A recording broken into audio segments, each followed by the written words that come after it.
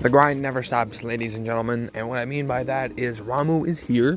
He dropped last night, and we have Setzer getting his level 70, not rework, sorry, his level 70 awakening along with his EX weapon. I almost said rework because a lot of characters are going to be getting a rework this month. Unfortunately, Setzer is not one of them. He did get a minor touch-up to his level 50 artifact passive, and that's just about it. I mean, it's a nice little touch-up, nice little boost, but honestly, God, I don't really think Setzer needed a rework right now anyway. So, going forward, this is going to be the starting point of our next form of this video series.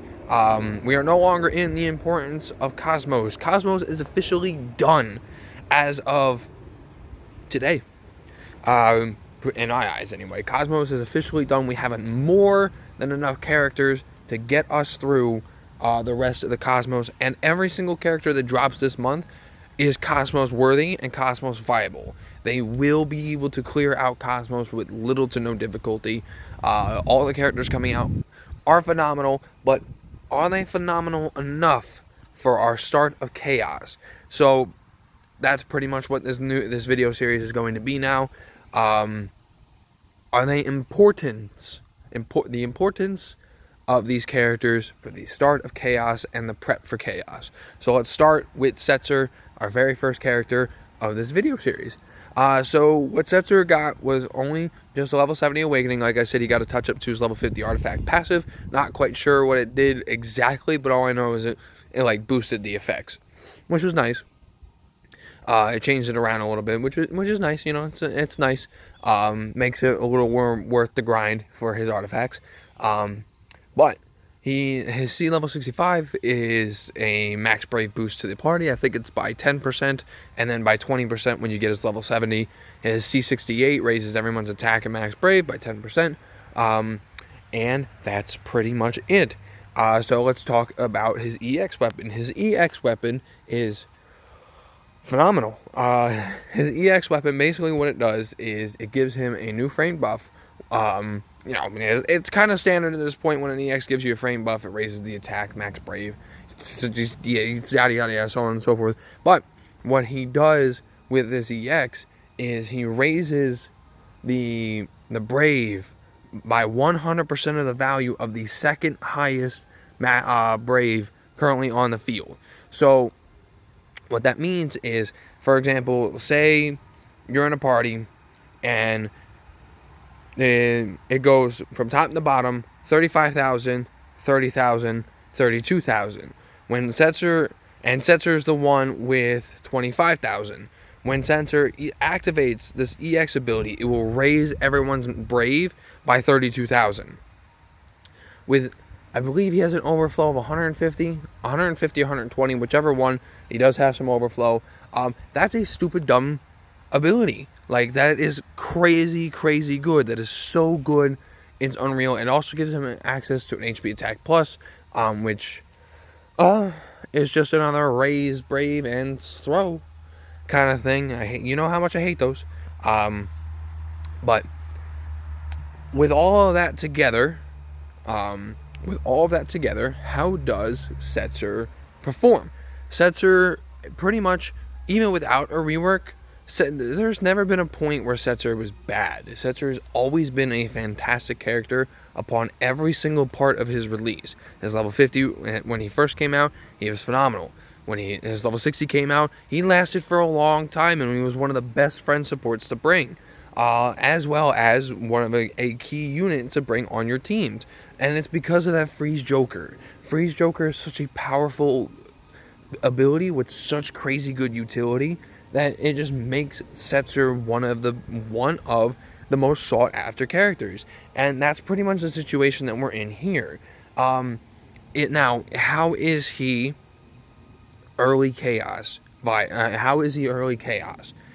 So the thing with Setzer is, yes, like I just said, he's phenomenal at every single part of his release. His level 70 is nothing to scoff at. It is an absolutely phenomenal upgrade, especially with that EX ability, because it's one of the best. Mind you, it does have a fast recast speed when it's fully limit broken, so you're going to be using it almost every other turn. So the utility he's going to be providing to the party is phenomenal.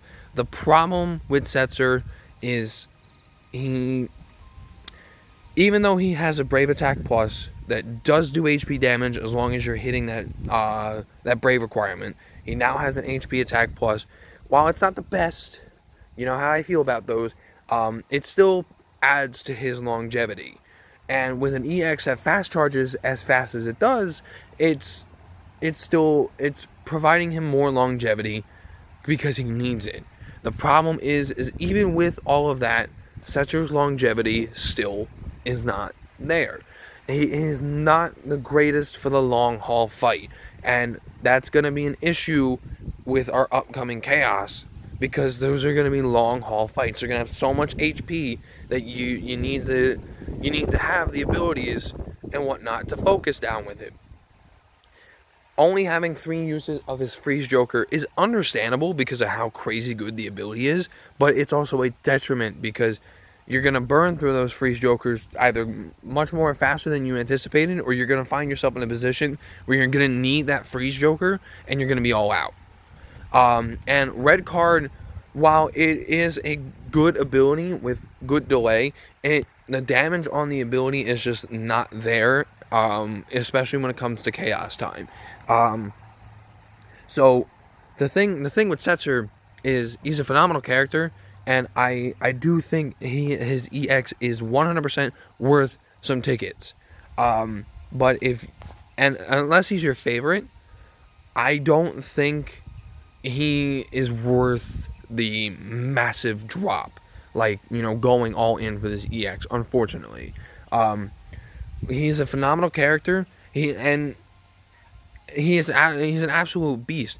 But I'm only saying this now because Setzer returns very often. Setzer actually has one of the highest returning EXs in the game. So he comes back quite a bit. So honest to God, right now, I don't think it's worth to go in for. I do believe that I do believe that as of now, it's not worth it to pull for this EX. He does return later in the future, once more with just his regular EX. I forget which banner it is, but he does return. And then down the road, he does return again with his EX Plus active and ready to go, alongside of Neil's EX Plus and Sarah's EX Plus. So there's a much better banner waiting for him in the future, and that's not that far from now. It's only a few, probably about 4 or 5, I want to say maybe 6 months down the road. The thing with Setzer is right now he's probably the best friend support in the game.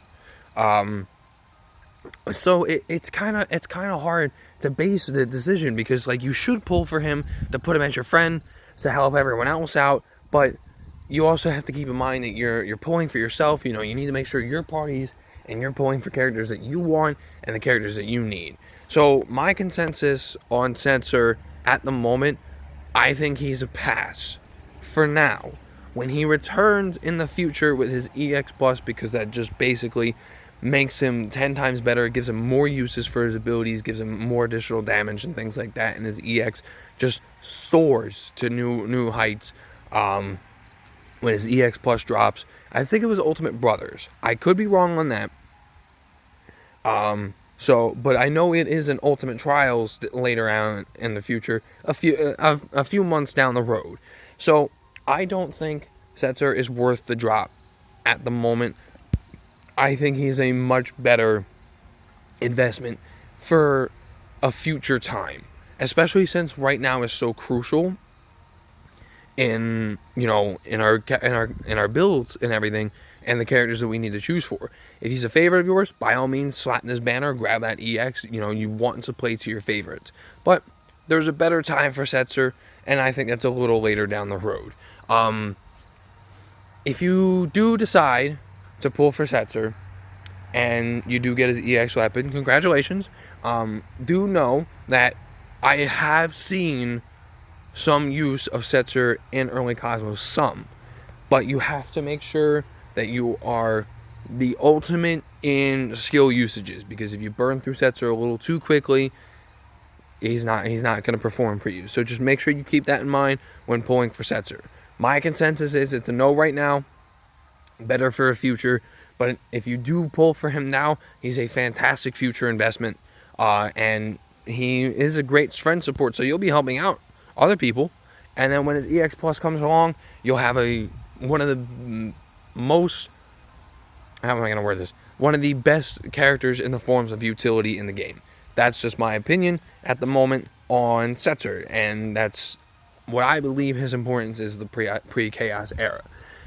We have a lot of characters to talk about this month, and I want to clarify really quickly that yes, there were some characters that I could have talked about in my previous video on my top 5, but I do want to clarify that was my personal opinion on those characters that I believe, are early chaos viable. We are getting plenty of characters this month who are early chaos viable, and we'll, as we get closer to the EX Plus era or the chaos era, we're going to be getting characters that drop out with their EX Plus, and we'll talk about them more in depth as they come out.